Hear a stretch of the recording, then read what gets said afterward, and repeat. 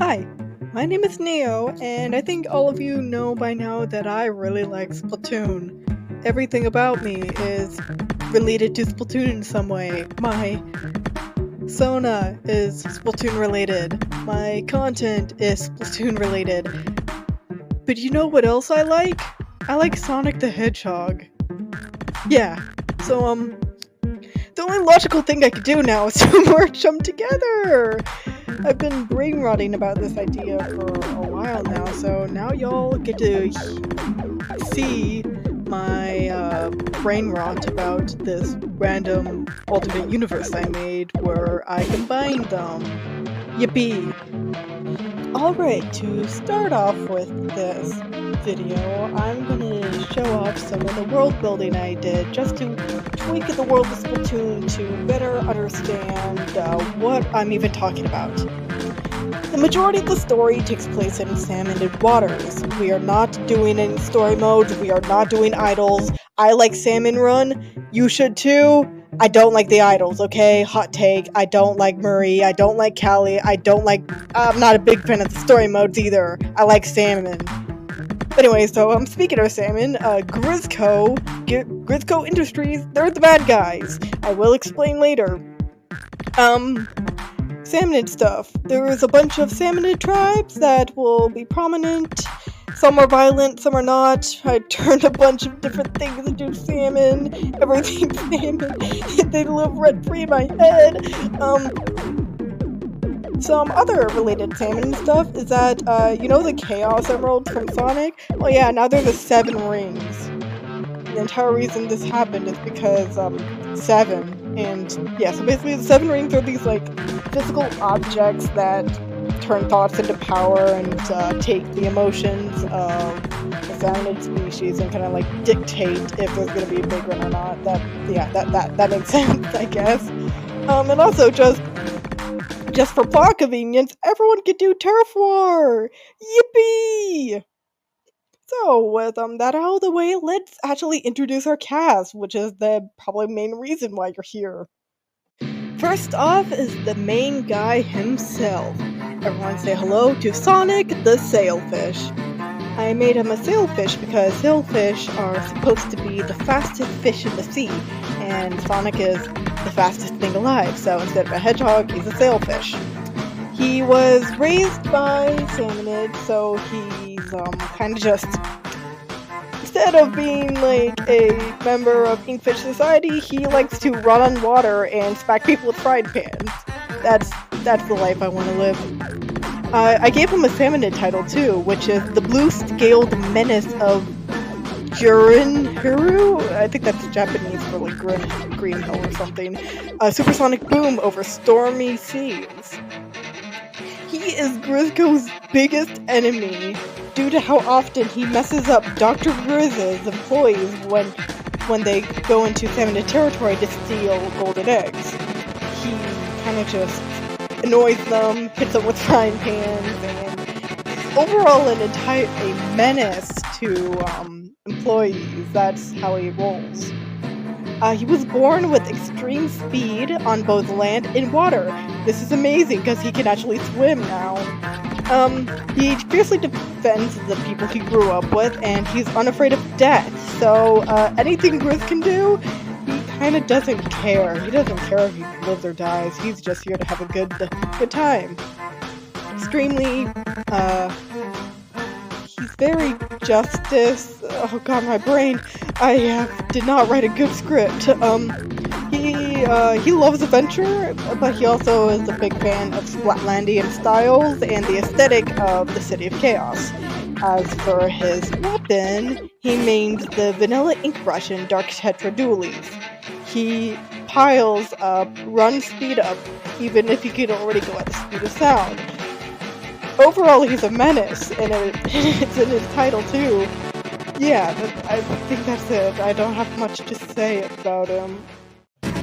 After the blue blur, we are now going to introduce the opposite of the blue blur, aka the man I've been alluding to over the last couple of minutes I've been yapping. Say hello to Dr. Grizz, not Mr. Grizz, not Dr. Eggman, but both. quite literally both of them. He's a grizzly bear too. Instead of wanting to bring back mammals, he wants to take over the world like Eggman, but by doing that, he's gonna turn everyone into mammals and not robots. He's also the CEO of Grizz Industries, which allows him to collect the eggs needed for this. Backstory-wise, he is one of three survivors of the Ark Polaris crash, leaving the wreckage after believing that everyone was dead. Somehow, despite all of his crimes, he's not in trouble with the Incadian Splatlandian governments, despite coating the moon in fuzzy ooze, as well as other crimes against humanity, or the squid kind, or you know what I'm talking about. Yeah, he's evil, and also a bear. He's a bear. That's it. After that, we finally get to Sonic's best buddy, Tails. He is a Salmonid and was raised alongside Sonic. He was supposed to be a steel eel, but I don't think he wants to really go into combat.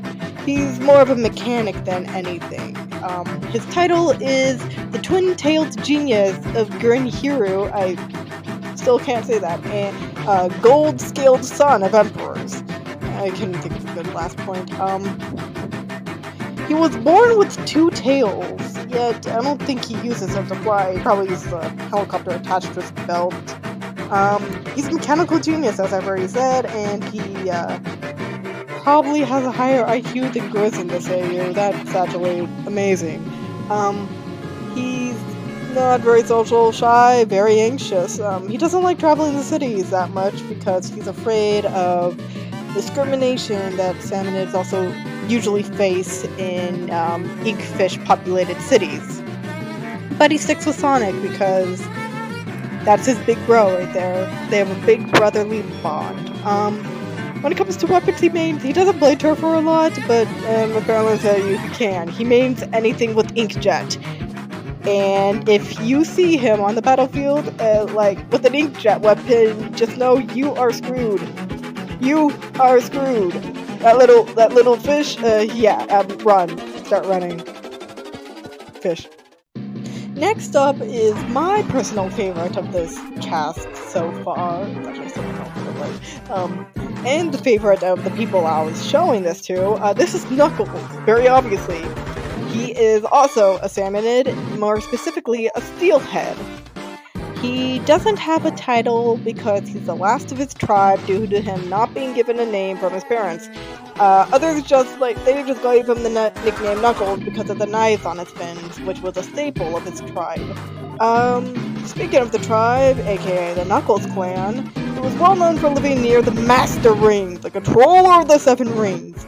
It is from collecting the emotions of Salmonid tribes around the sea that brings forth the decision of the Seven Rings to call forth a big run event. I am reading directly from my script. The tribe was at first peaceful, but when put under a tyrannical leader, I did not give him a name yet, became bloodthirsty, attacking nearby peaceful tribes who want nothing to do with any war. They tried to seize the power of the Master Ring, but were stopped and wiped out by the Ouroboros. Not a Ouroboros, the Ouroboros. Chaos. Something Sonic Adventure 1. That's what happened to the Knuckles clan, Knuckles tribe. Anyway, back to the actual Knuckles. He isn't very social and very naive. He was very unaware of Grizz actions until he accidentally struck a deal with Dr. Grizz to lend the power of the Master Ring to him to excel his plans. He then forged a bond with Sonic and Tails to stop him, and is now part of their big group. He's not very social, as I said. He doesn't like being in the cities, but when he is, he likes playing Turf War. Probably he likes playing Clam Blitz too. He seems like a Clam Blitz guy, and he plays Vanilla Dynamo Roller. Yeah. Last but not least in our cast of fish from the SPLATOON, we have Miss Amy Rose. I decided to put her here because she's often so very forgotten, and I want to include her. She's an Inkling, haven't decided on the species, and she lives in Inkopolis Square. She was a former salmon runner at Grizz before getting caught up in combat with Sonic himself, falling for the strange Sailfish. Two of them began to bond, Amy falls in love and becomes obsessed with him, and then Grizz finds out that she's been talking with one of those, uncivilized freaks in the ocean, like the salmon. And so, to attempt to stop Sonic's efforts to foil his plan, sent out one of his best employees, Neo, who is also Metal Sonic, because I'm using the logic from my Sonic Huminator that I've also been brainrotting. This is Metal Sonic, they go by Neo, to kidnap her and try to lure Sonic into a trap. Sonic saves Amy, and Amy quits her job to aid in salmon rights activism that aim to create a mutual respect of the Salmonids by eating fish in the cities. Amy is a big fan of fashion and is one of Off the Hook's biggest fans. She is very normal about the lesbian cephalopods. She's also part of Sonic's team for Turf War, which includes Tails and Knuckles, and she named Vanilla Paintbrush. And I think she'd also made any weapon with the Ultra Stamp. And through this terribly edited and very vaguely scripted rambling video, that's it. I only have 5 characters here. There is for sure going to be a part 2, which goes all over Shadow the Hedgehog, because there's a lot more lore to unpack there, because, it's Shadow. Everybody loves Shadow. Thanks for watching, I guess. Thanks.